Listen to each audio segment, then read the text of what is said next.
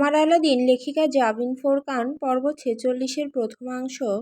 সুগন্ধা সাইবানের চিৎকারে ধর্মর করে উঠে বসতে গিয়ে ধপাস করে ফ্লোরে আছড়ে পড়ল সুগন্ধা। একটুর জন্য ঘাড় বেঁকে যায়নি তার। কোমর ডলতে ডলতে উঠে দাঁড়িয়ে রুদ্রমূর্তি সাইবানকে দেখে তার আত্মারাম খাঁচা ছাড়া হওয়ার জোগাড় হলো। ভাইজান! হনহন করে এগিয়ে এসে সুগন্ধার কবজি খামচে ধরল সাইবান। বাচ্চা কোথায়, বাচ্চা কোথায় আমার? What the hell is my baby boy, damn it! কেঁপে উঠল সুগন্ধা। সাইবানকে রেগে যেতে এসে দেখেছে বহুবার, কিন্তু এই ক্রোধের সাথে যেন অন্য কিছুর তুলনা হয় না। সন্তানহারা বাবারা কি তবে এভাবেই দিকবিদিক জ্ঞানশূন্য হয়ে পড়ে? সেসব নিয়ে চিন্তার ফুরসত আপাতত নেই সুগন্ধার কাছে। সে হন্যে হয়ে আশেপাশে তাকালো। শীতল আতঙ্কে সর্বাঙ্গ কাঁপতে লাগলো তার। তোতলানো শুরু করলো। এইখানেই তো ছিল, আমার সাথে খেলতেছিল, এরপর আমি কেমনে জানি ঘুমাইয়া পড়লাম। আর গেল কই? সুগন্ধার বলতে দেরি, কিন্তু সাইবানের তাকে নিষ্ঠুরভাবে ধাক্কা দিয়ে দূরে সরাতে দেরি হলো না। সুগন্ধা সোফার উপর আছড়ে পড়ল। দ্বিতীয় দফায় কনুয়ে ব্যথা পেল। সাইবান এদিক সেদিক তাকালো পাগলের মতন, যেন সে বুঝতে পারছে না কি করবে, কোন দিকে ছুটে যাবে। এই বাড়ির মানুষগুলো কি সাত আসমানে চলে গেছে নাকি গাঙের পানিতে ভেসে গেছে? সুগন্ধা উঠে দাঁড়ালো। কনুই ঘষতে ঘষতে নরম গলায় বলতে গেল, ভাবিজান আর অনুরাগ দা তো আফাজানের পিছনে। সাইবান এমন দৃষ্টিতে ঘুরে তাকালো তার দিকে যে সুগন্ধার শব্দগুলো সব দলা পাকিয়ে গেল। ওই ভয়ঙ্কর চোখ জোড়া যেন ঘূর্ণায়মান অগ্নিস্ফুলিঙ্গ, যে কোনো মুহূর্তে ছিটকে বেরিয়ে ভস্ম করে দেবে চারপাশ। নিজের মাথা দুহাতে চেপে ধরল সাইবান। রীতিমতো পাশবিক গলায় হুঙ্কার দিয়ে উঠল, যদি বাচ্চার কিছু হয়, যদি আমার বাচ্চার কিছু হয়, আল্লাহর কসম আমি একটা একটাকে ধরে হিসাব মেটাবো, সে পর হোক বা আপন।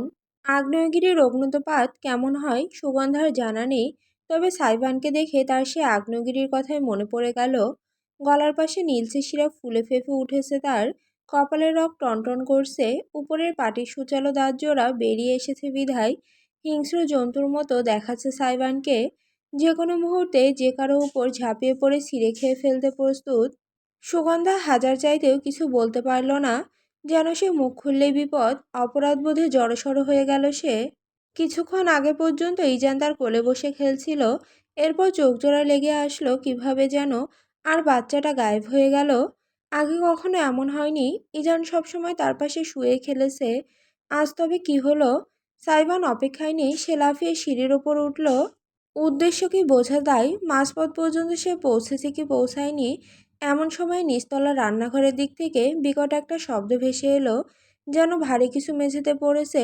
জমে গেল সাইবান এবং সুগন্ধা। উভয়ের দৃষ্টি গিয়ে পড়ল রান্নাঘরের পথে। সাইবান 5 কি 7টা সিঁড়ির উপরে ছিল। অসম্ভবভাবে সেই সবগুলো সিঁড়ির ওপর থেকে ভয়ানক একটা লাফ দিয়ে সে মেঝেতে এসে ডিগবাজি খেয়ে উঠে দাঁড়ালো। হা হয়ে দৃশ্যটা দেখল সুগন্ধা, কিন্তু তার দেখার মতো গতিতে সাইবান নেই। ঝড়ের বেগে দৌড়ে সে রান্নাঘরে চলে গিয়েছে। সুগন্ধা আর দাঁড়িয়ে থাকলো না, দ্রুতই পিছু নিল। রান্নাঘরে রীতিমতো হৃৎপিণ্ড হাতে নিয়ে পৌঁছালো সাইবান। তার পদক্ষেপ থমকে গেল সহসাই। মনে হলো নিঃশ্বাস আটকে গিয়েছে। চোখের সামনে দৃশ্যটাকে স্বপ্ন মনে হলো। সমস্ত মেঝেতে ছড়িয়ে ছিটিয়ে আছে পায়েস। দুপুরে ইরাম রান্না করেছিল। দুধে ভেজা অর্ধতরল মেঝেকে বন্যার মতো ভাসিয়ে ফেলেছে। যে স্টিলের পাত্রে ছিল সেটা মেঝেতে উপুড় হয়ে পড়ে আছে। আর এই মহাযজ্ঞের কারিগর, বাড়ির শাহেনশাহ বংশের চেরাগবাতি, পায়েসের স্রোতে গা ভাসিয়ে বিন্দাস শুয়ে হাত পা ছুড়ছে। পায়েসে গোসল সারছে ইজান, কেঁচোর মতো কিলবিল করে ছোট্ট শরীরটা গড়াগড়ি দিচ্ছে। জিভ বের করে হাত পা মেঝে চাটছে ক্ষণে ক্ষণে। ঠোঁটে বিরাট হাসি, ফোকলা মারিতে ওই একটুখানি সুচরূপী দাঁত রূপার মতো চিকচিক করছে। সাইবানের উপস্থিতি টের পেয়ে উল্টো হয়ে পেটের ওপর শুয়ে মাথা কাত করে তাকালো ইজান। গোলাপি ঠোঁট জোড়া ফুলিয়ে ডেকে উঠল, গুই! প্রথম কয়েক সেকেন্ড সাইবান কোনো প্রতিক্রিয়া করতে পারল না, শুধু ভ্যাবলার মতো তাকিয়ে থাকলো। পরক্ষণেই মনে হলো তার শরীর থেকে সমস্ত শক্তি বেরিয়ে গিয়েছে। দেয়ালে পিঠ ঠেস দিয়ে পিছলিয়ে মাটিতে বসে পড়ল সে।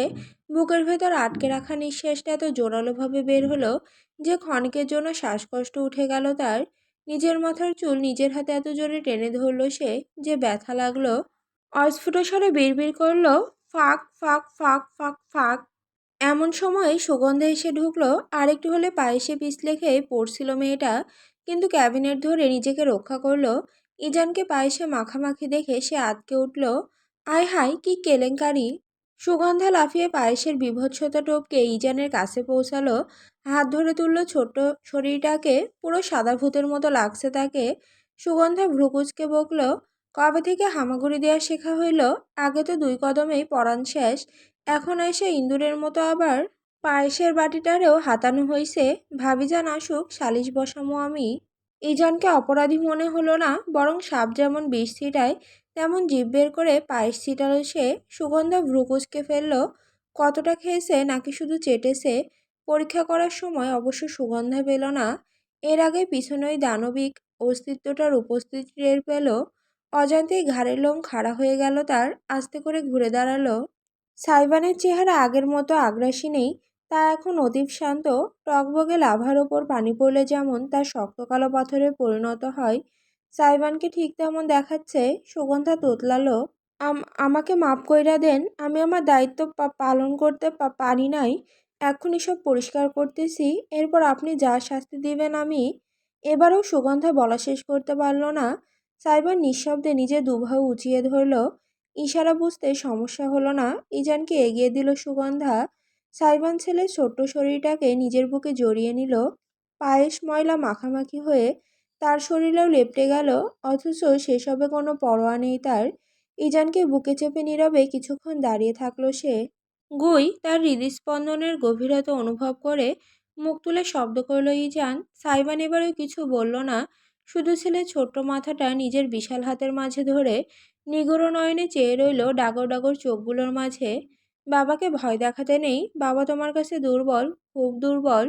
ফিসফিস করে উচ্চারণ করলো সাইবান। সুগন্ধা ঠিকঠাক শুনতে পেল না সে কি বলছে, শুধু দেখলো পিতা পুত্র অব্যক্ত গভীর দৃষ্টিতে একে অপরের দিকে চেয়ে আছে। সুগন্ধাকে আরো কিছু বলল না সাইবান, শুধু চুপচাপ ছেলেকে বুকে চেপে হেঁটে বেরিয়ে গেল রান্নাঘর থেকে। সুগন্ধা ঠায় দাঁড়িয়ে রইল নিজের জায়গায়। বুকের ভেতর আটকে রাখা শ্বাসটুকু অবশেষে ফেলল। ইজানকে নিয়ে রুমে ফিরে এলো সাইবান। সমস্ত শরীর চটচটে হয়ে আছে। নিজের আর ইজানের পোশাক খুলে লন্ড্রি বাস্কেটে ফেলল সে। অতঃপর এক হাতে তোয়ালে আর এক হাতে ছেলেকে নিয়ে বাথরুমে ঢুকে গেল। গিজার থেকে প্রথমে বালতি ভরে উষ্ণ গরম পানি নিল, তারপর সাবধানে সিঙ্কে ইজানকে বসিয়ে ধীরে ধীরে শরীর ধুয়ে দিল। পানি পেয়েই 2 হাত ছুঁড়ে লাফাতে লাগলো ইজান। জিভ বেরিয়ে পড়লো উত্তেজনায়। খুশির ঝিলে খেলে গেল চোখে। ইয়া গু আ সাইবানের ঠোঁটে অতি সূক্ষ্ম একটা নমনীয় হাসি ফুটল। ইজানের শরীর থেকে চটচটে ভাবটা দূর হয়ে গেলে বেবি স্বপ্নে সে শাওয়ার ছেড়ে দিল। ধোঁয়াটে হয়ে উঠল পরিবেশ, বাষ্প ছেয়ে গেল চারপাশ, সঙ্গে উষ্ণতা ভরিয়ে দিল সর্বাঙ্গ। ইজানের নাজুক শরীরটা বুকে চেপে শাওয়ারের নিচে দাঁড়ালো, এমনভাবে ধরে রাখলো যেন পানি শরীরে লাগলেও মুখে না লাগে, শ্বাস প্রশ্বাস জারি থাকে। ইজান ভীষণ মজা পাচ্ছে। কাদার মতো লেপ্টে যাচ্ছে সাইবানের বুকে। নরম ত্বকের ঘর্ষণে অদ্ভুতের একটা অনুভূতি ছুঁয়ে যাচ্ছে সাইবানকে। পানির কারণে দৃষ্টি খানিকটা ঝাপসা তার। মুখ নামিয়ে সে ইজানকে দেখল। অতঃপর তাকে তুলে কপালে নিজের ঠোঁট ছুঁয়ে দিল। কানের মাঝে মুখ নিয়ে সে গভীর গলায় বলল, আব্বু, উই। বাবা নিজেকে হারাতে পারবে, কিন্তু তোমাকে হারাতে পারবে না। ইজান কি বুঝলো সেই জানে। সাইবানের কাঁধে মাথা রেখে সে ভদ্র ছেলেটি হয়ে রইল, যেন পরিস্থিতির গাম্ভীর্যতা তাকেও ছুঁয়ে ফেলেছে। গোসল শেষ করে পোশাক পরে বেরিয়ে এলো সাইবান। ইজানকে বেবি লোশন মাখিয়ে জামা পরিয়ে দিতে দিতে ঘুমে একেবারে কাদা হয়ে গেল ছেলে। উষ্ণ পানিতে খেলে বেশ আরাম পেয়েছে মনে হয়, তাই এখন ক্লান্তির ঘুম। সাইবান নিঃসন্দেহে তাকে কাঁধে ঠেকিয়ে রুম জুড়ে হাঁটতে লাগলো। পিঠে হাত বুলিয়ে গেল। হালকা ভেজা চুল কপালে লেপ্টে আছে সাইবানের। দৃষ্টি শীতল নিক্ষিপ্ত বারান্দার দিকে। ধীরে ধীরে তার বাহুর মাঝেই যেন নরম আর ভারী হয়ে এলো। ঘুমিয়ে পড়েছে সেটার লক্ষণ। ঠিক এমন সময়ে মৃদু পদশব্দ শোনা গেল। অতঃপর রুমে প্রবেশ করলো ইরাম। খুব ক্লান্ত লাগছে নিজেকে। শারিকার পিছনে এত ছোটাছুটি হয়েছে আজ যে পা ব্যথা শুরু হয়ে গিয়েছে। নিজের ওড়না সরিয়ে চুলের খোপা খুলতে খুলতে সামনে তাকিয়ে ইরাম থমকালো। জানালার কাছে দণ্ডায়মান সাইবান, তার বুকে ঘুমন্ত ইজান। দৃশ্যটা দুর্লভ, তবে নতুন নয়। এরপরও ইরামের চেয়ে থাকতে ইচ্ছে হলো। সে প্রায় মিনিট 2 তাকিয়ে রইল। অথচ অবাক করা বিষয়, সাইবান একবারও ঘুরে তাকালো না। শেষমেশ নিজেই নীরবতা ভাঙল ইরাম। তুমি এলে কখন? কুচুপু খেয়েছে? সাইবান অতি ধীরে ঘুরে দাঁড়ালো। তার চোখে শীতলতা এবং ধারালো দৃষ্টি ইরামকে বিস্মিত করলো। পায়েস খেয়েছে পেট ভরে। সাইবানের ঠান্ডা গলার কথাটা হজম হলো না ইরামের। ইজানকে দুধ বাদে এখনো স্বাভাবিক খাবার দেওয়া হয়নি। 2-1 দিনের মধ্যেই শুরু করবে ভেবেছিল ইরাম, তবে পায়েসের ব্যাপারটা এলো কোথা থেকে? তার প্রশ্নের উত্তর দেওয়ার কোনো আগ্রহ সাইবানের মাঝে দেখা গেল না। সে নিঃশব্দে এগিয়ে গিয়ে বিছানায় ইজানকে শুইয়ে রাখলো, চাদর টেনে ঢেকে দিল। মানে কি বলছো তুমি আলাদিন? ইরাম এগিয়ে এসে প্রশ্ন করলো, তার চোখে কৌতূহল আর আতঙ্ক। সাইবান ঘুরে এলো, মুখোমুখি দাঁড়ালো অর্ধাঙ্গিনীর। তার হিমশীতল চাহনিটা ইরামের মন পুতো হলো না। ছেলেকে নিয়ে আদিক্ষে তার কমতি নেই, আর এদিকে সেই ছেলেকে ফেলেই রঙ্গ করতে চলে যান। 32 বছর কি ঘোড়ার ঘাস খেয়ে বড় হয়েছেন? স্তব্ধ হয়ে চেয়ে রইল ইরাম। সাইবান অত্যন্ত রেগে আছে। তার চেহারার অস্বাভাবিক শীতলতা দেখে বোঝা যাচ্ছে সে কিছু বলার আগেই স্বামী তার দ্বিতীয় দফায় বলল, বাচ্চা সামলানোর মুরদ না থাকলে জন্ম দিয়েছেন কেন? স্বামীকে ঘেন্না লাগেনি তখন? ইরাম মুখ খুলল ঠিকই, কিন্তু তার ঠোঁট পেরিয়ে একটাও শব্দ উচ্চারিত হলো না। আজকাল তো শিয়াল শুধু ভয় দেখায়, একদিন এসে যখন শিয়াল সত্যি সত্যি ছোঁ মেরে নিয়ে যাবে, তখন কুমিরের কান্না কেঁদেও লাভ হবে না।